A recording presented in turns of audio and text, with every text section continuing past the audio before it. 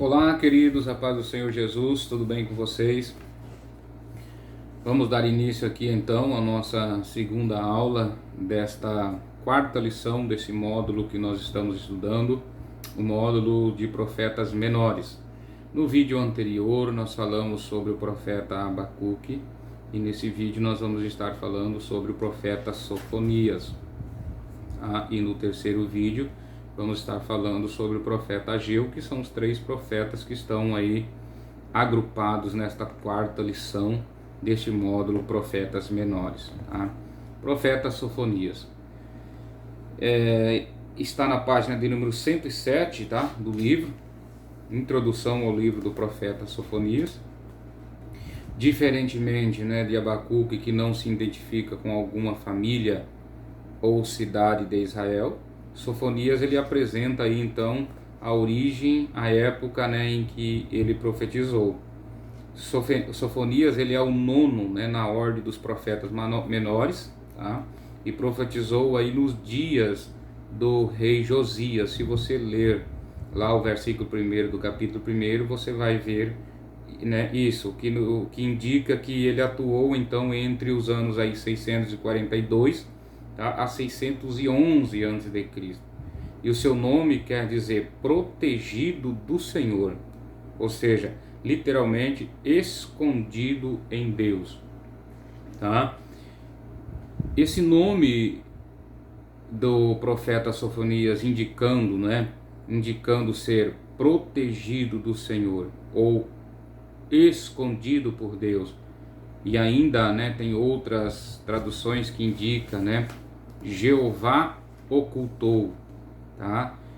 Isso dá-nos a entender mais ou menos a época em que o profeta Sofonias ele viveu, ou ele nasceu, melhor dizendo.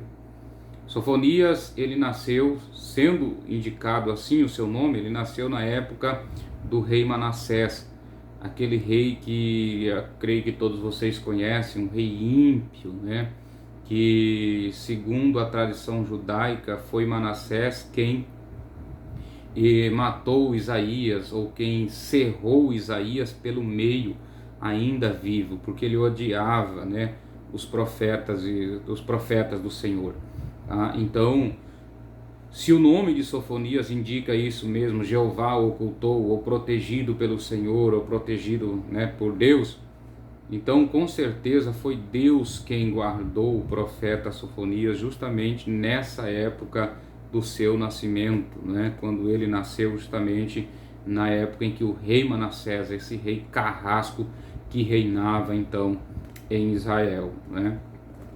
Sofonias ele deve ter profetizado aí então nos primeiros anos do reinado de Josias.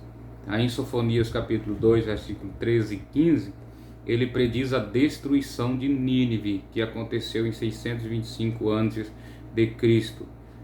Em Sofonias 1 e 4, ele denuncia as várias formas de idolatria, especialmente o culto a Baal.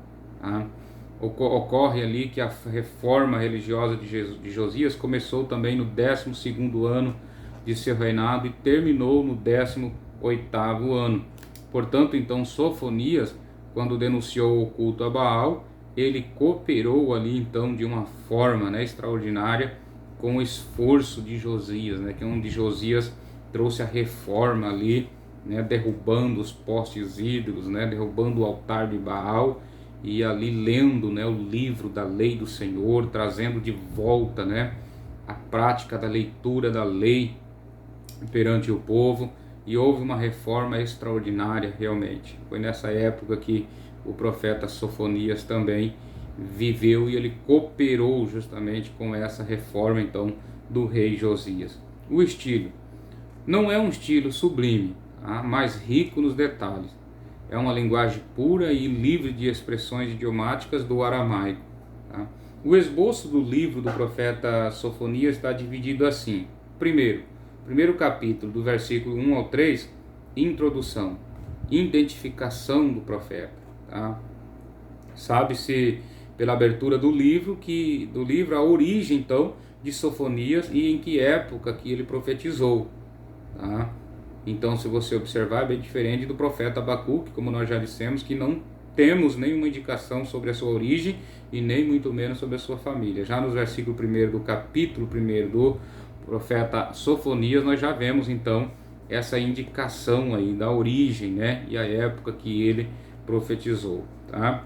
Aí a segunda parte do esboço, né, fala sobre o prólogo, ou seja, dupla proclamação do juízo total. A Sofonias começa de forma abrupta e curta, né, quando ele diz: consumirei todas as coisas, uma força de expressão para mostrar que Deus ia agir com rigor. Então ele usa essa força de expressão. Essa força de expressão que ele usou aqui, consumirei todas as coisas, não quer dizer que Deus ia acabar com tudo, não. Tá? Essa força de expressão nós estamos estudando no curso médio com os outros alunos, né, que é justamente a hermenêutica, as várias formas de linguagem da Bíblia, né?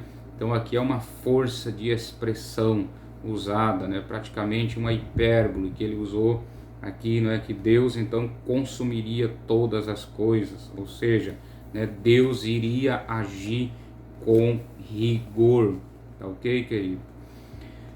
2. O dia do Senhor vem sobre Judá e as nações. O capítulo 1, versículo 4 ao 18, fala sobre a condenação dos idólatras em Judá.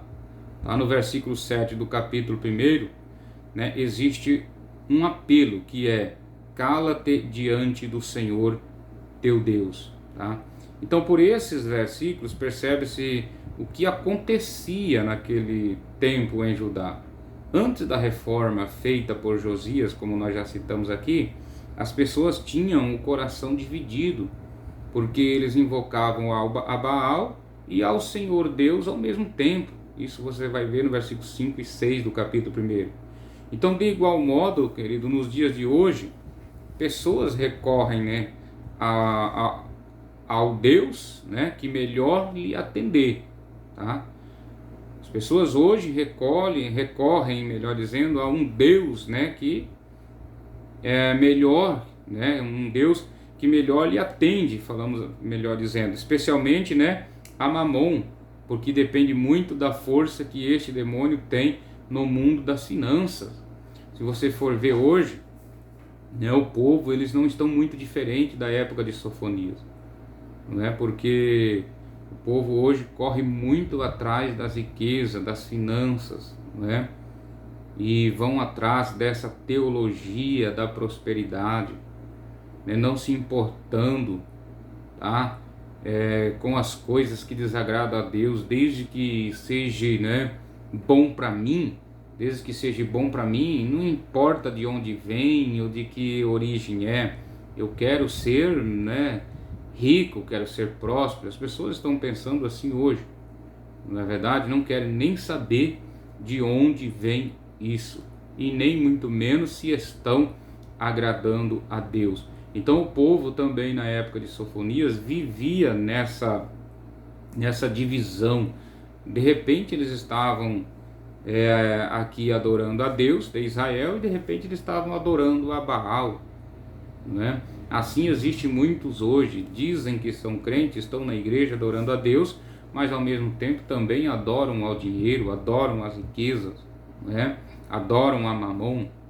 Então, querido, né, que isso fique de alerta para nós e como uma lição, tá? Como uma lição. E o profeta Sofonias, então, ele profetizou, né, a respeito disso daí. Sacerdotes idólatras fizeram do templo do Senhor templo de adoração a Baal, fato que se repetia de tempos em tempos. Aqui no período profético de Sofonias, o rei Josias, depois de ler o livro da lei que fora encontrado dentro do templo, ele ordenou uma limpeza geral, né? A descrição do que o rei encontrou pode ser vista lá em 2º livro dos Reis, capítulo 23, 4 ao 14. Tá? Então, quando Josias foi no templo do Senhor, querido, para fazer essa limpeza, quando ele ficou sabendo dessa dubialidade do povo aí em adorar a Deus, adorar a Baal, adorar a Deus, adorar a Baal, né? Então ele foi lá no templo foi fazer uma visita no templo e lá ele achou utensílios para a adoração a Baal dentro do templo do Senhor. Tá?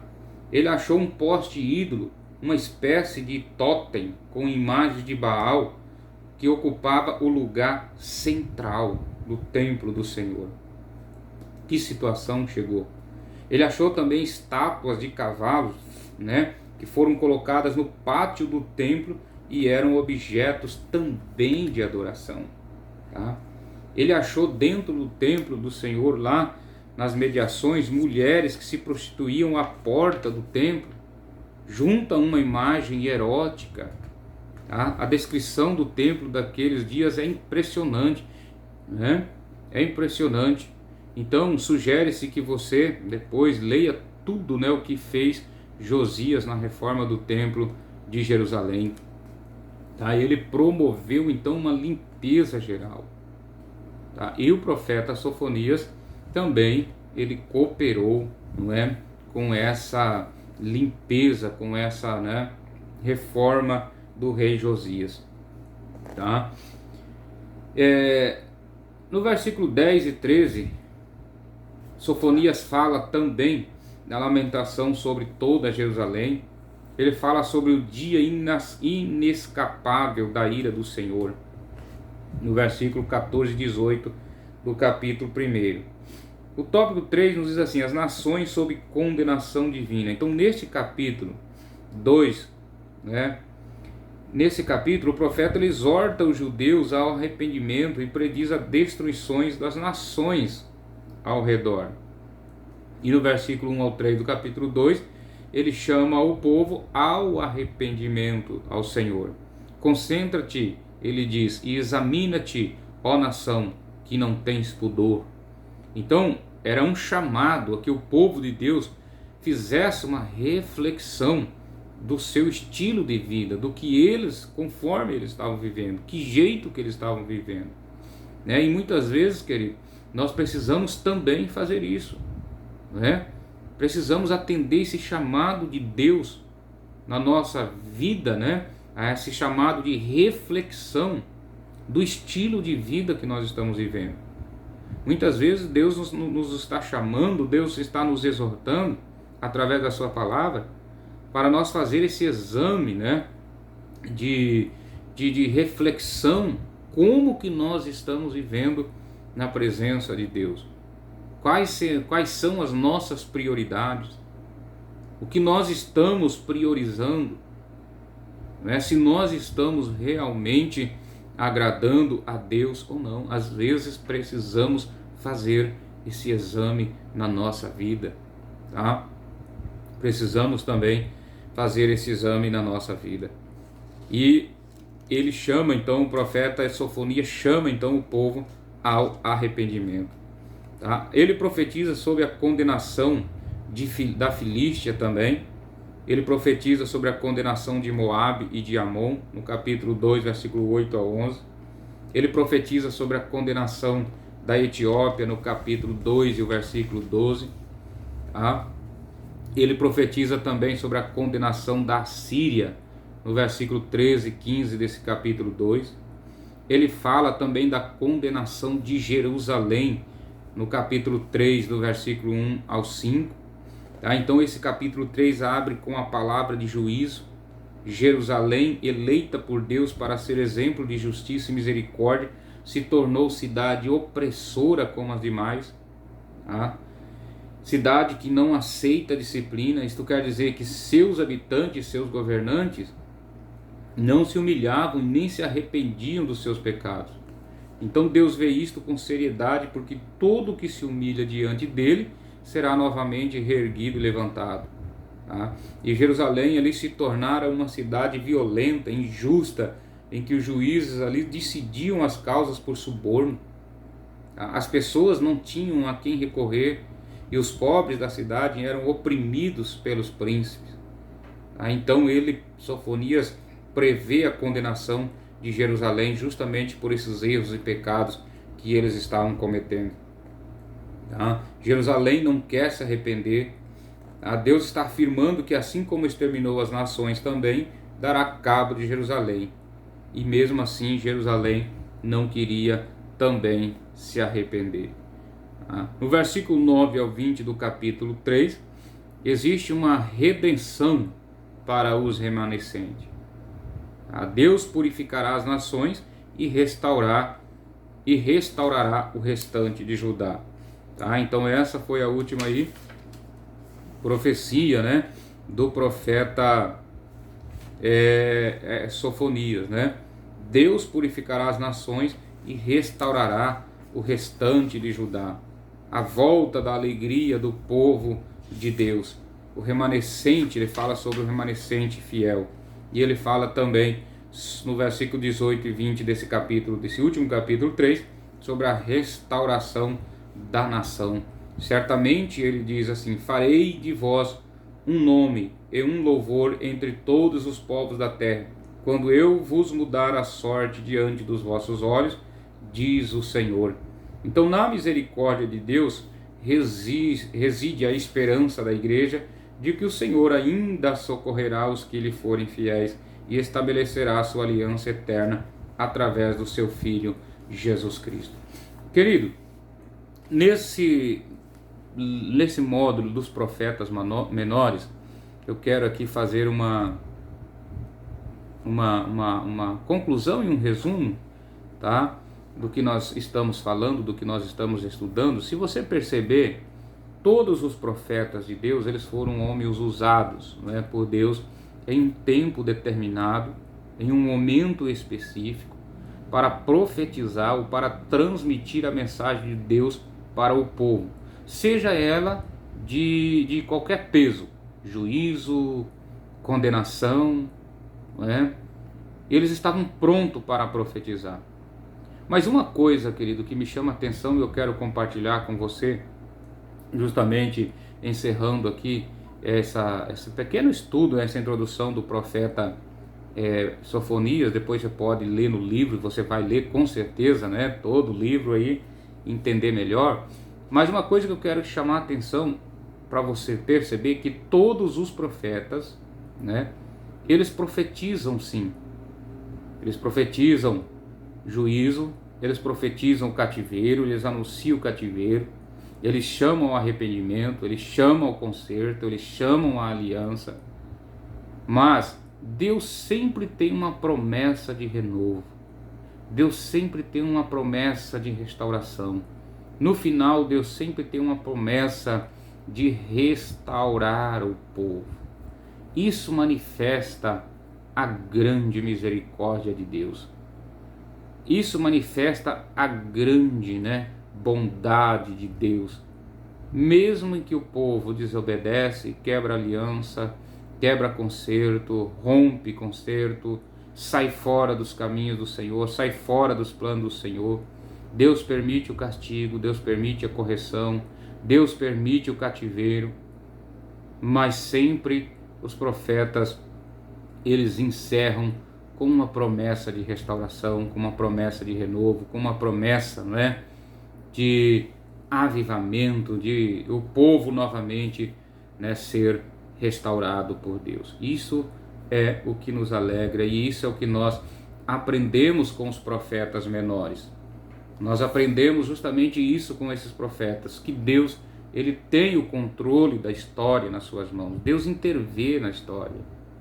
Tá? Então é Deus quem planeja tudo, é Deus quem constrói tudo e é Deus quem orquestra todas as coisas. Quando o povo sai dos seus caminhos, desobedece a sua palavra, ele permite o cativeiro, porque é a forma de Deus corrigir o seu povo, é a forma de Deus corrigir tal nação. Tá? E ao mesmo tempo existe um tempo estabelecido por Deus. Quando o povo aprende, quando o povo se arrepende, quando o povo volta para o Senhor, então Deus dá o fim no cativeiro, Deus dá o fim naquela dificuldade, naquela tribulação e traz novamente o povo, né, para a sua presença, para os seus braços paternos.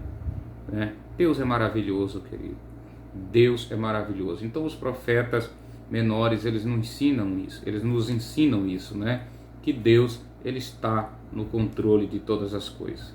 Deus está no comando de toda a história. Nada escapa, né, das mãos do Senhor. Tá? Deus abençoe a tua vida, Deus abençoe a tua casa, Deus abençoe a tua família, o teu ministério, em nome de Jesus. E até o próximo vídeo, a próxima aula, se Deus assim nos permitir. Que a paz de Cristo esteja sobre a tua vida.